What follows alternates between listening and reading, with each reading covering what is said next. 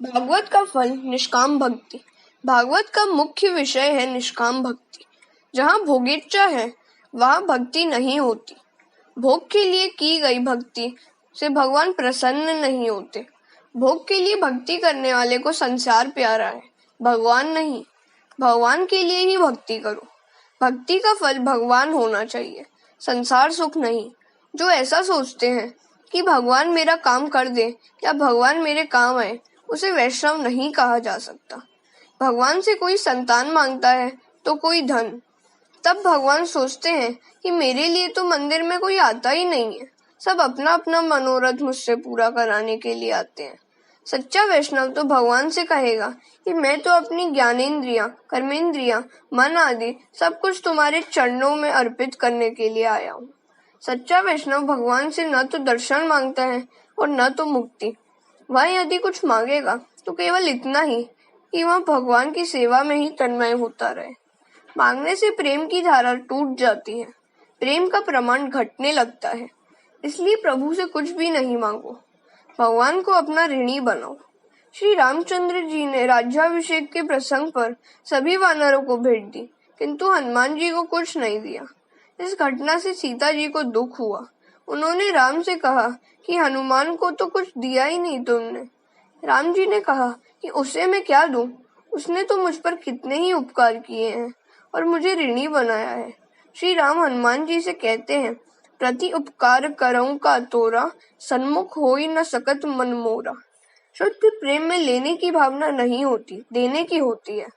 मोह भोग की इच्छा करता है, जबकि प्रेम भोग देता है। प्रेम में मांग नहीं होती, प्रेम में अपेक्षा का भाव जगा कि सच्चा प्रेम भागा ही समझे। भक्ति से मांगी हुई वस्तु मिलेगी तो जरूर, किंतु भगवान हाथ से निकल भागेंगे। नित्य देने वाला चला जाएगा।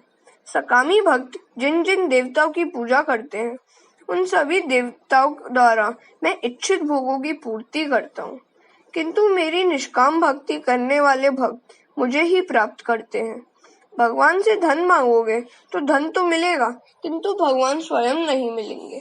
भगवान से जितना मांगोगे तो उतना ही वे देंगे, किंतु प्रेम कम हो जाएगा। व्यवहार में भी हम यह अनुभव करते हैं कि जब तक कुछ मांगा न जाए तब तक ही दो मित्रों की मैत्री प्रेम पूर्ण रहती है। गोपियां नयन दृष्टि भी कृष्ण को ही देती हैं और मन भी। वे श्री कृष्ण से कुछ भी मांगने की अपेक्षा सर्वस्व अर्पण ही करती हैं। भगवान से कुछ मांगोगे तो प्रेम खंडित होगा। हमेशा ऐसा ही मानिए कि प्रभु ने मुझे बहुत दिया है। कई लोग हर वर्ष डाकोर जी तीर्थ की यात्रा करते हैं। वे रणछोड़ जी से कहते हैं कि मैं 6 वर्षों से आपके दर्शनार्थ आता रहता हूँ, फिर भी मुझे पुत्र मिला ही नहीं। भगवान उसे पुत्र तो देते हैं, किंतु साथ साथ कहते हैं कि अब मेरा और तेरा संबंध टूट चुका। डाकोर जी अपेक्षा से कुछ कम दे तो मानिए कि वे तो परिपूर्ण है, किंतु मेरी पात्रता अधूरी होने से मुझे कम मिला है। निष्काम भक्ति उत्तम है। वैष्णव मुक्ति की भी अपेक्षा नहीं करता। हरि के जन तो मुक्ति भी नहीं मांगते। मुक्ति की अपेक्षा से भक्ति में अलौकिक आनंद है। भक्ति में जिसे आनंद मिलता है उसे मुक्ति का आनंद तुच्छ नगण्य लगता है। वेदांती तो मानते हैं कि इस आत्मा को बंधन है ही नहीं, तो फिर मुक्ति का प्रश्न ही कैसे उठता है। वैष्णव मानते हैं कि मुक्ति तो मेरे भगवान की दासी है, दासी की अपेक्षा मेरे भगवान गुरुतर है। भगवान मेरा काम करें ऐसी अपेक्षा कभी न करो। रामकृष्ण परमहंस को कैंसर की बीमारी लग गई। शिष्यों ने कहा कि माता जी से कहिए, वे आपकी बीमारी का इलाज करेंगी। रामकृष्ण ने कहा कि अपनी माता को मैं अपने लिए तकलीफ नहीं दूंगा। भक्ति का अर्थ यह तो नहीं है कि अपने सुख के लिए डाकोर जी को हम त्रास दे, परिश्रम दे। मांगने से सच्ची मैत्री के गौरव की हानि होती है। सच्चा समझदार मित्र कभी कुछ नहीं मांगता। सुदामा की भगवान के प्रति सच्ची भक्ति थी। वे दरिद्र थे। पत्नी ने कुछ मांगने के लिए उन्हें भगवान के पास भेजा। सुदामा भगवान के पास आए, किंतु मांगने के लिए नहीं, मिलने के लिए। उन्होंने द्वारिकापति का वैभव देखा, फिर भी जुबान तक नहीं खोली। सुदामा ने सोचा कि मैत्री मिलन से ही यदि भगवान की आंखें भीग गई हैं, तो फिर अपनी दरिद्रता की बातें बताने पर तो उन्हें कितना गहरा दुख होगा। मेरे दुख का कारण मेरे कर्म ही है। मेरे दुख की गाथा सुनकर तो उन्हें दुखी होगा। ऐसा सोचकर सुदामा ने भगवान से कुछ नहीं मांगा। सुदामा की तो यही इच्छा थी कि अपने द्वारा लाए गए मुट्ठी भर तंदुल का भगवान प्रेम से प्राशन करे। भगवान जाने कि वह यहाँ कुछ लाने नहीं देने आया है। हरे कृष्णा। ईश्वर पहले हमारा सर्वस्व लेता है और फिर अपना सर्वस्व हमें देता है। जीव के निष्काम होने पर ही भगवान उसकी पूजा करते हैं। भक्त जब निष्काम होता है तो भगवान अपने स्वरूप का दान भक्त को देता है।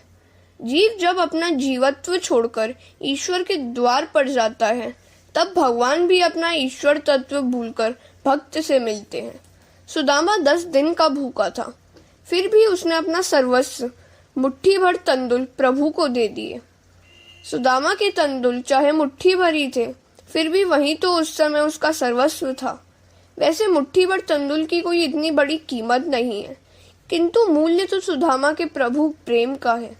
यदि मेरे लिए श्री ठाकुर जी को थोड़ा सा श्रम उठाना पड़ेगा तो मेरी भक्ति व्यर्थ है, निष्फल है, ऐसा मानो। भगवान से कुछ भी न मांगो, न मांगने से भगवान तुम्हारे ऋणी होंगे। गोपियों ने भगवान से कुछ भी नहीं मांगा था, उनकी भक्ति निष्काम थी, अतः भगवान गोपियों के ऋणी थे। गोपी गीत में भी वे भगवान से कहती हैं कि हम तो आपकी निशुल्क शुद्र दासियां हैं, अर्थात निष्काम भाव से सेवा करने वाली दासियां हैं। इसी तरह कुरुक्षेत्र में भी जब वे भगवान श्री कृष्ण से मिलती हैं तो वहां भी वे कुछ नहीं मांगती हैं। वे तो केवल इतनी इच्छा करती हैं कि संसार रूपी कुएं में गिरे हुओं को उसमें से बाहर निकलने के अवलंबन रूप आपके चरण कमल घर में रहते हुए भी हमारे मन में सदा बसे रहे। एक सखी उद्धव जी से पूछती है कि तुम किसका संदेश लेकर आए हो? कृष्ण का। वे तो यहाँ पर ही उपस्थित हैं। लोग कहते हैं कि श्री कृष्ण मथुरा गए हैं, पर यह बात गलत है। मेरे ठाकुर जी हमेशा मेरे साथ ही हैं। 24 घंटों का हमारा उनके साथ संयोग है। गोपियों का प्रेम शुद्ध है। वे जब भी भगवान का स्मरण करती हैं, ठाकुर जी को प्रकट होना ही पड़ता है। गोपियों की निष्काम भक्ति इतनी सत्वशील है कि भगवान खिंचे हुए चले आते हैं। ठाकुर जी को सदा साथ रखोगे तो जहाँ भी जाओगे भक्ति कर सकोगे। तभी तो तुकाराम भगत कहते हैं, मुझे चाहे भोजन न भी मिले, परंतु हे विठ्ठलनाथ, मुझे एक भी क्षण तुम अपने से अलग मत रखना। भगवान उद्धव जी से कहते हैं, उद्धव, मेरी गोपियां मुझ में तन्मय चित्त वाली मदर्थे तक देहिकाएं हैं। गोपियों का आदर्श आग के सामने रखो और भगवान की भक्ति करो। सुदामा की निष्काम भक्ति को याद रखकर प्रभु की भक्ति करो। सुदामा और गोपियों जैसी भक्ति सीखो। सुदामा की भक्ति भी निष्काम थी। तुम अपना सर्वस्व भगवान को अर्पण करो। ऐसा होने पर भगवान भी सर्वस्व तुम्हें देंगे। निष्काम भक्ति ही भागवत का मुख्य विषय है। निष्काम भक्ति ही श्रेष्ठ भक्ति है। निष्काम भक्ति का श्रेष्ठ दृष्टांत है श्री कृष्ण के पति गोपियों की निष्काम ममता, निष्काम प्रेम। गोपियों को मुक्ति की भी इच्छा नहीं रखती थी। श्री कृष्ण का सुख ही अपना सुख है, ऐसा गोपियां मानती थी। एक सखी ने उद्धव जी से कहा कि श्री कृष्ण के वियोग में हमारी कैसी दशा है, वह तो आपने देख लिया।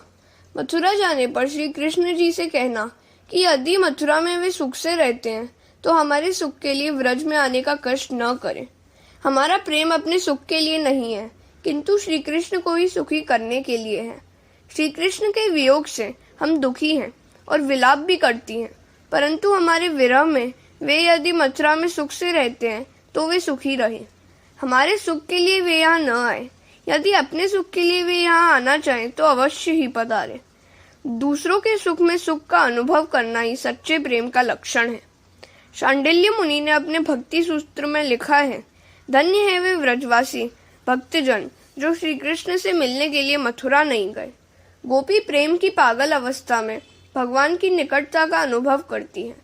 सखी सोचती हैं कि मैं वहां मिलने गई और मेरे मिलने से ठाकुर जी को कुछ कष्ट हुआ तो? उनको कुछ लज्जा हुई कि गांव की इस ग्वालिन में से मैं खेलता था तो? नहीं, मुझे मथुरा नहीं जाना है।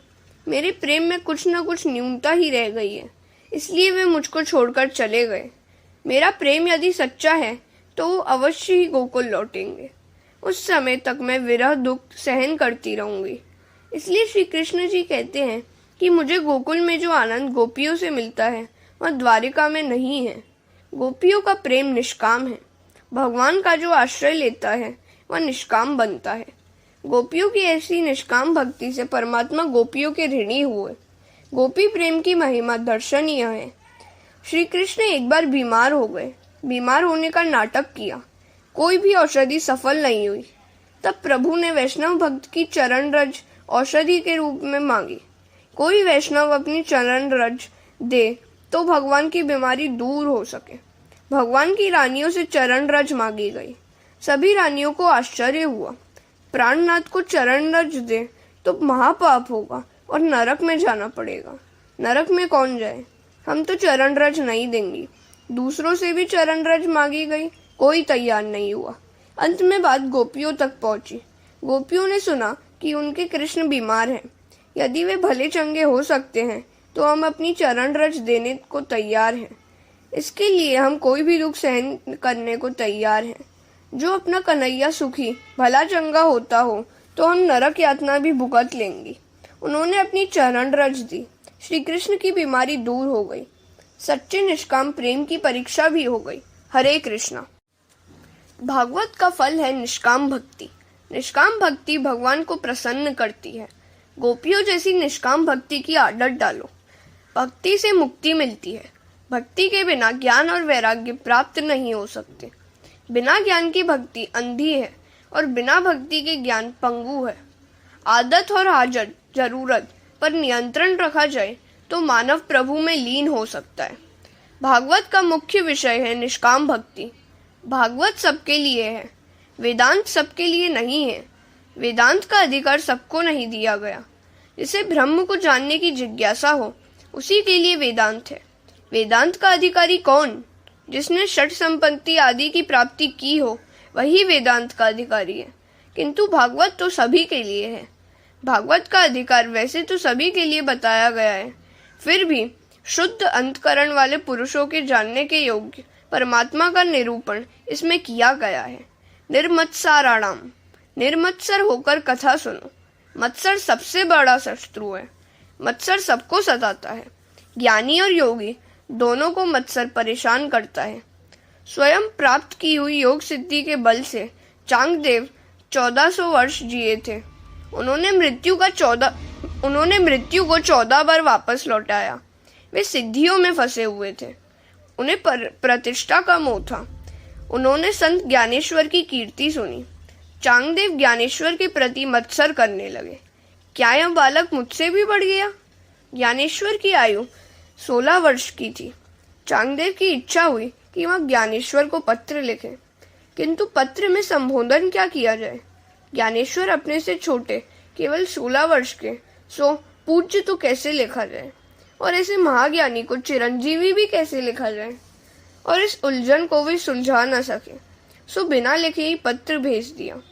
संत की भाषा संत जान सकते हैं, वे कोरा भी पढ़ लेते हैं।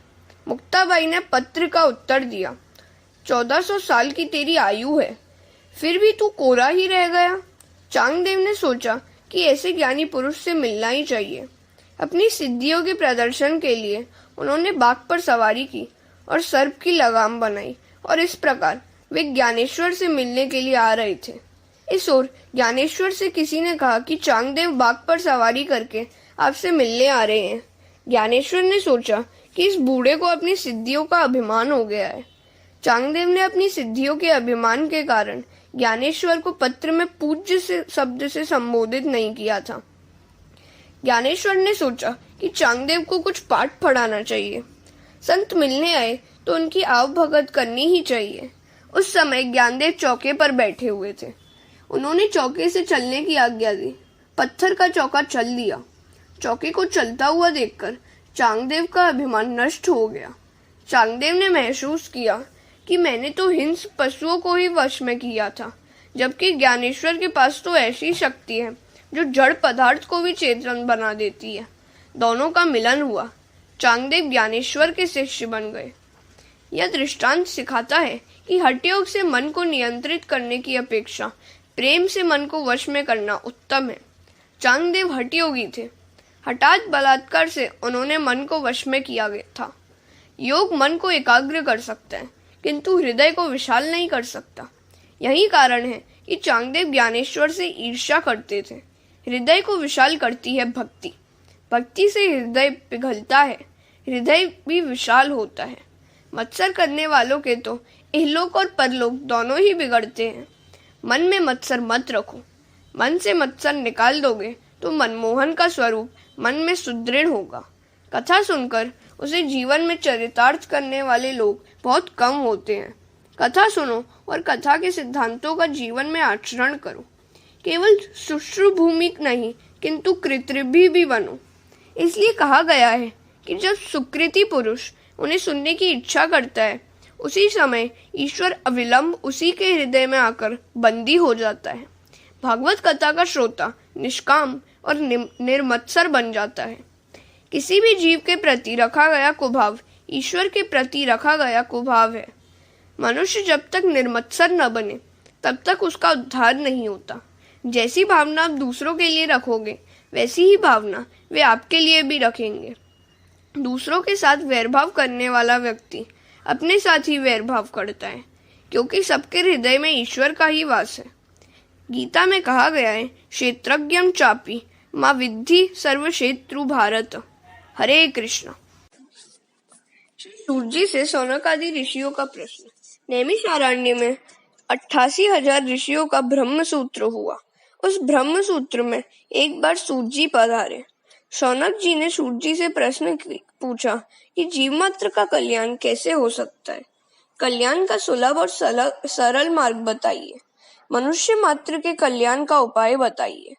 कलयुग के शक्तिहीन मनुष्य भी जिसका उपयोग कर सके, ऐसा कोई साधन बताइए।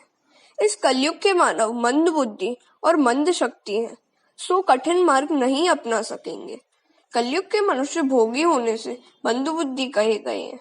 कलयुग के मानव ऐसे भोगी हैं कि वे एक ही आसन पर बैठकर 8 घंटे ध्यान नहीं कर सकते। वे अपने को चतुर मानते हैं, किंतु व्यास जी ऐसा मानने को तैयार नहीं है। संसार के विषयों के पीछे ही जो लगा रहे, उसे प्रवीण कैसे कहा जाए। शास्त्र कहता है कि 100 काम छोड़कर भोजन करो, 1000 काम छोड़कर स्नान करो, लाख काम छोड़कर दान करो और करोड़ काम छोड़कर प्रभु का स्मरण करो, ध्यान करो, सेवा करो। घर के कामों को करने के बाद माला मत फेरो, किंतु प्रभु नाम का जप करने के बाद सब काम करो। करोड़ कामों को छोड़कर भगवान का स्मरण करो। कलयुग के मनुष्य जो काम करना है उसे नहीं करते और जिसे नहीं करना है वही पहले करते हैं। इसी से व्यास जी ने उन्हें मंद बुद्धि कहा है। विस्तार पूर्वक आप श्री कृष्ण कथा सुनिए। कृष्ण कथा से तृप्ति नहीं होती, वैसे ही दर्शन से तृप्ति नहीं होती। द्वारिका के कृष्ण का स्वरूप दिव्य है, श्री नाथ जी का स्वरूप मनोहर है। दर्शन से तृप्ति नहीं होती। भगवान की मंगलमयी अवतार कथाओं का वर्णन करो। भगवान की लीला कथा सुनकर हम कभी तृप्त होते ही नहीं है। कलयुग में जब अधर्म बढ़ता है, तब धर्म किसका आश्रय लेता है। प्रथम स्कंद का प्रथम अध्याय प्रश्नाध्याय कहलाता है। समुद्र पार करने वाले को जैसे कर्णधार का आसरा है, वैसे आप हमें मिले हैं। आप भगवान हमारे केवट हैं। कुछ इस रीति से आप कथा सुनाए कि जिससे हमारे हृदय द्रवित हो जाए। प्रभु की कृपा के कारण ही आप हमें मिल पाए हैं। परमात्मा से मिलने की आतुरता के कारण ही संत का मिलन होता है। जीव जब परमात्मा से मिलने के लिए आतुर होता है, तो परमात्मा की कृपा से संत मिलते हैं। स्वाद भोजन में नहीं है, भूख के कारण ही है। मनुष्य को परमात्मा मिलन की भूख जब तक न लगे, तब तक संत मिलने पर भी उसके प्रति सद्भाव नहीं जगता। इसका एक ही कारण है कि जीव को भगवत दर्शन की इच्छा ही नहीं हुई है। वक्ता का अधिकार सिद्ध होना चाहिए और श्रोता को भी अधिकार सिद्ध होना चाहिए। श्रवण के 3 प्रधान अंग हैं। श्रद्धा, श्रोताओं को चाहिए कि वे मन को एकाग्र करके श्रद्धा से कथा सुने। जिज्ञासा, श्रोता को जिज्ञासु होना चाहिए। जिज्ञासा के अभाव में मन एकाग्र नहीं होगा और कथा का कोई असर भी नहीं होगा। बहुत कुछ जानने की जिज्ञासा न होगी तो कथा श्रवण से कोई विशेष लाभ नहीं होगा। और निर्मत्सरता, श्रोता के मन में जगत के किसी भी जीव के प्रति मत्सर नहीं होना चाहिए। कथा में दीन और विनम्र होकर जाना चाहिए।